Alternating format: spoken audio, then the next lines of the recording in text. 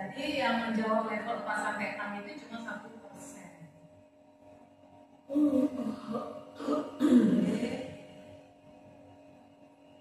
Kenapa sih perlu pembelajaran mendalam?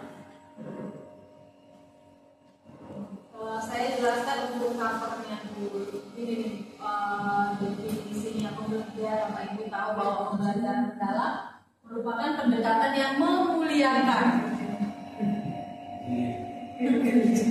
Memuliakan dengan pendekatan pada penciptaan suasana belajar dan proses pembelajaran berkesadaran, bermakna dan menggembirakan melalui olah pikir, olah hati, olah rasa dan olah raga secara holistik, artinya secara keseluruhan dan terpadu.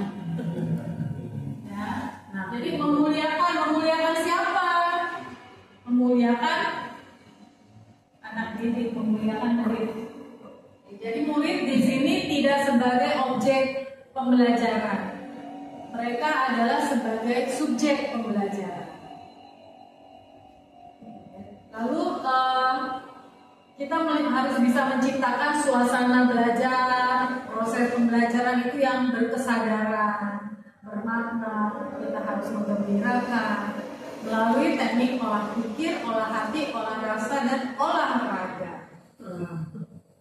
Secara keseluruhan nih, jadi nggak bisa dipisah-pisahin. Kalau mungkin tadi pembelajaran mendalam, kita juga pikir materinya berarti harus mendalam nih, sumur kali digali sampai dalam. Ternyata enggak. Pembelajaran mendalam itu kita memuliakan anak-anak sebagai subjek belajar dengan proses pembelajaran yang menyenangkan, yang menggembirakan, itu joyful, lalu bermakna, meaningful, kemudian berkesadaran, ya, mindful, ya. Lalu melalui olah pikir, olah hati, olah rasa dan olah raga. Nah ini olah pikir berarti bagaimana kita mengolah kemampuan anak-anak untuk berpikir. Kemudian olah hati, jadi punya perasaan, empati gitu. Kemudian olah rasa dan olah raga, jadi fisiknya juga harus kuat. Jadi bukan ada yang doang di sini, itu semuanya harus bersama. Lanjut, memuliakan. Ini artinya semua pihak yang terlibat saling menghargai dan menghormati dengan mempertimbangkan potensi, martabat dan nilai kemanusiaan. Lalu pembelajaran mendalam yang berkesadaran, yang bermakna, menggembirakan, lalu prosesnya mencakup olah pikir, olah hati, olah rasa, olah raga, kita diharapkan bisa mewujudkan profil lulusan dengan 8 dimensi. Kalau kemarin kan belajar Pancasila cuma 6 tuh. Kalau belajar Pancasila yang pertama beriman dan bertakwa, ya. Terus yang kedua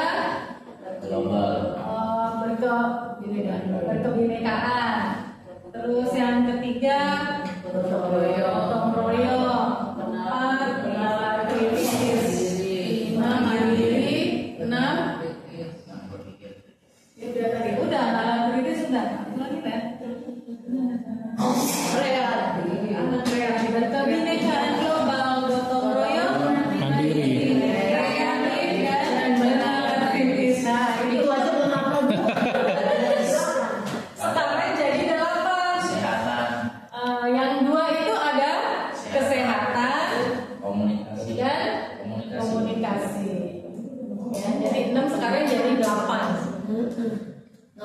Kalau yang kita hafalnya kalau lewat lagu, kalau 8 belum ada lagunya nih. Nanti kita ngarang. Ini sekarang profil lulusannya 8 dimensi. Ya tadi ada tambahan untuk kesehatan dan komunikasi. Kesadaran itu maksudnya bahwa anak murid memiliki kesadaran untuk menjadi pembelajaran yang aktif dan mampu meregulasi diri. Regulasi diri maksudnya ngapain tuh? Ya regulator ya. Ya kan, kalau di rumah di dapur regulator itu kan ngatur keluar masuk gas ya. Sama. Kalau dia dikunci, nanti gasnya bisa terkunci terus bisa narik. Tapi kalau dilepas kan regulator. Kalau di tengah ya. Ya, jadi kita anak-anak bisa sadar bahwa dia harus menjadi pembelajar itu harus aktif, jangan pasif aja. Terus mampu meregulasi diri, artinya dia bisa punya motivasi sendiri dari dalam diri tanpa harus dikejar-kejar dorong. Jadi dia tahu bagaimana strategi dia untuk belajar. Lalu dia punya motivasi sendiri untuk belajar, untuk menguasai materi. Gitu. Ya, diharapkan dia punya kesadaran seperti itu. Nah, bagaimana caranya? Ini nanti kita pelajari bersama-sama. Lalu bermakna, artinya anak murid itu bisa merasakan manfaat dan relevansi dari hal yang dipelajari dalam kehidupan. Jadi bukan teori doang gitu. Dia tahu aplikasinya dalam kehidupan sehari-hari. Lalu menggembirakan, itu artinya pembelajarannya bisa disampaikan dengan suasana yang menyenangkan, yang gembira. Itu contoh konkretnya nih. Selama ini kita tahu 1 tambah 1, kalau kelas 1 kan 1 tambah 1 ya. 1 tambah 1 sama dengan 2. Itu tuh masih di permukaan, di surface-nya aja. Tapi kita pengen pembelajaran mandiri sekarang bukan cuma 1 tambah 1 sama dengan 2. Kita harus bisa praktekkan nih. Bapak Ibu misalnya bikin teh, Pak Toya tuh bikin teh segitu. Kalau teh dikasih air panas kan jadinya teh aja ya, teh tawar. Terus tambahin gula 1 sendok, aduh, icipin. Oh, udah ada rasa manis. Tapi saya pengen tambahin lagi 1 sendok lagi, tambahin lagi 1 sendok gula, aduh, oh lebih manis. Nah, masuklah kesadaran anak-anak.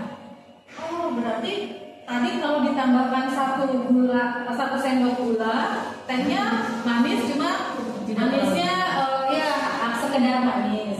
Ditambahin 1 sendok lagi, oh lebih manis ternyata. Berarti 1 sendok gula ditambah 1 sendok gula itu kan 2 sendok. Maknanya berarti dia lebih manis lagi. Nah, ini dia sadar. Jadi 1 tambah 1 sama dengan 2 kita bukan hanya anak ngafalin gitu.